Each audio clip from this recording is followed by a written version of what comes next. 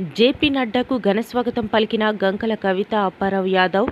విశాఖ ఎయిర్పోర్ట్లో 500 మంది అభిమానులతో స్వాగతం పలికిన గంకల కవిత అప్పారావు యాదవ్. బీజేపీ హయాంలో దేశం మూడింతలు ముందుకు వెళ్తుందని కొనియాడిన గంకల కవిత అప్పారావు యాదవ్.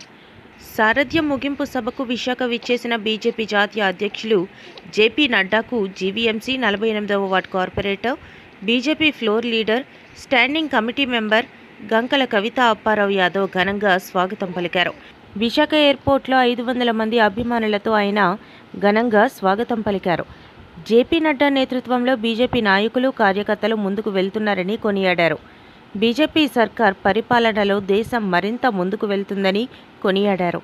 రాష్ట్రంలో పీవీఎన్ మాధవ్, విశాఖ జిల్లాలో పరశురాం రాజు ఆధ్వర్యంలో బీజేపీ నాయకులు పార్టీని మరింత పటిష్టతకు తీసుకువెళ్లడం జరుగుతుందని, కేంద్ర ప్రభుత్వం అందిస్తున్న పథకాలను ప్రజలకు చేరువ చేసే దిశగా బీజేపీ నాయకత్వం పనిచేస్తుందని పేర్కొన్నారు.